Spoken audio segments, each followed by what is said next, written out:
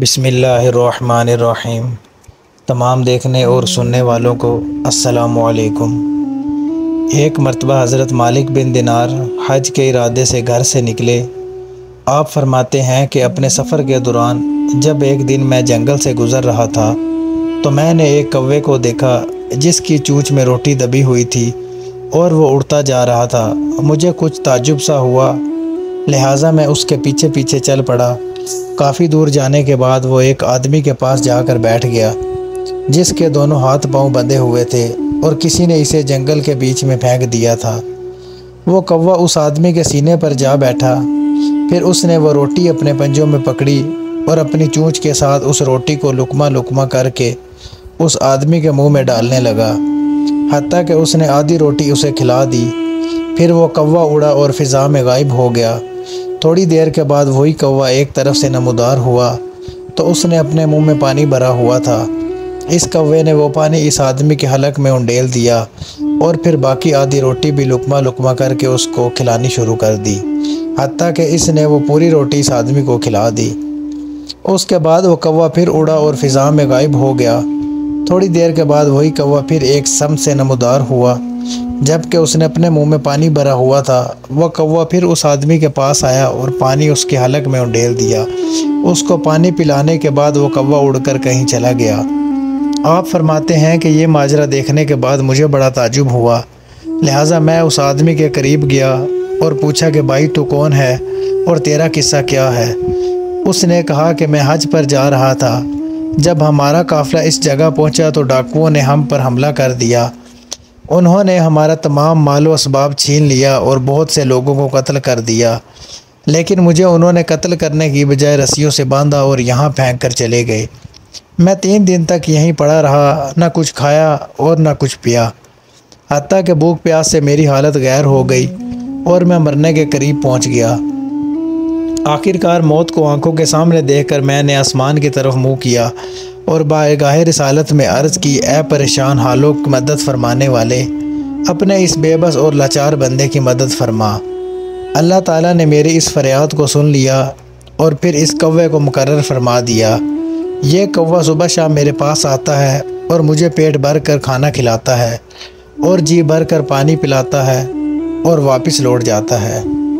میں نے اس کی یہ داستان سنی تو اللہ تعالیٰ کی قدرت پر میرا ایمان مزید پختہ ہو گیا، اور پھر میں نے اس آدمی کی رسیاں کھولی اور ہم دونوں حج کے لیے روانہ ہو گئے۔ حضرت مالک بن دینار رحمۃ اللہ علیہ ایک بار قبرستان کے پاس سے گزرے تو دیکھا کہ لوگ ایک مردے کو دفنا رہے ہیں۔ آپ بھی ان کے پاس جا کر کھڑے ہو گئے۔ آپ نے اس مردے کی قبر میں جھانک کر دیکھا اور رونا شروع کر دیا، اور اتنا روئے کہ آپ غش کھا کر گر پڑے۔ لوگوں نے مردے کو دفنایا اور اسی چارپائی پر ڈال کر آپ کو آپ کے گھر لے آئے۔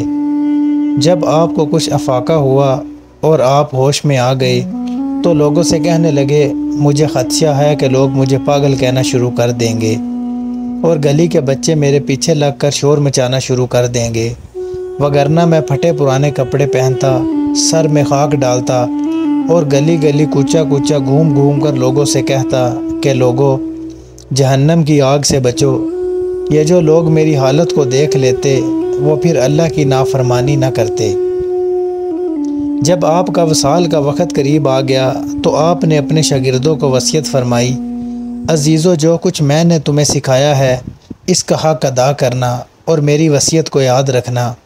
جب میں مر جاؤں تو میری پیشانی پر لکھوا دینا، یہ مالک بن دینار اپنے آقا کا بھاگا ہوا غلام ہے، اور مجھے چارپائی پر ڈال کر قبرستان کی طرف مت لے کر جانا، بلکہ میری گردن میں رسی ڈالنا، میرے ہاتھ پاؤں باندھنا، اور جس طرح بھاگے ہوئے غلام کو منہ کے بل گھسیٹ کر اس کے آقا کے پاس لے جایا جاتا ہے اس طرح لے جانا۔ اور جب قیامت کے روز مجھے قبر سے اٹھایا جائے تو 3 چیزوں کا دھیان رکھنا۔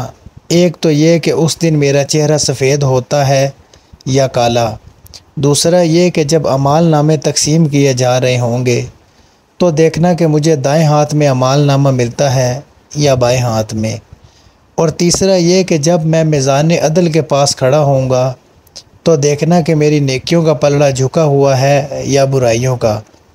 یہ کہہ کر آپ نے زاروں قطار رونا شروع کر دیا۔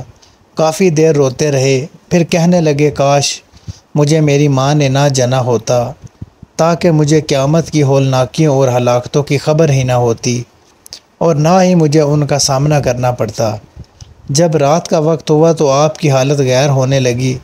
اس وقت غیب سے آواز آئی کہ مالک بن دینار قیامت کی ہولناکیوں اور ہلاکتوں سے امن پا گیا۔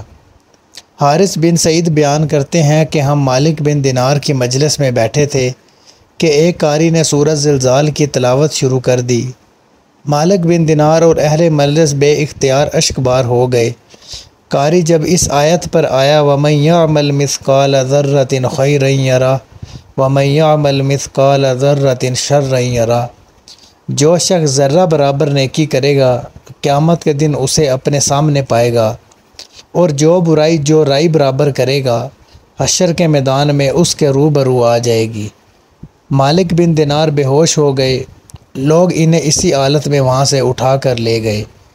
آپ کے شاگرد نے یہ آواز سنی تو دوڑ کر آپ کے پاس گیا، دیکھا تو آپ پر نزع کی کیفیت طاری تھی اور آپ نے اپنی شہادت کی انگلی آسمان کی طرف اٹھائی ہوئی تھی اور کلمہ طیبہ کا ورد کر رہے تھے۔ آپ نے آخری بار لا الہ الا اللہ محمد رسول اللہ کہا اور وصال فرما گئے۔ حضرت مالک بن دینار کہتے ہیں کہ میرا ارادہ یہ ہے کہ لوگوں سے کہہ دوں کہ جب میں مر جاؤں تو مجھے زنجیروں میں باندھ دے اور گلے میں توک ڈال کر اس طرح لے جائیں جس طرح بھاگے ہوئے غلام کو پکڑ کر آقا کے سامنے لے جایا جاتا ہے۔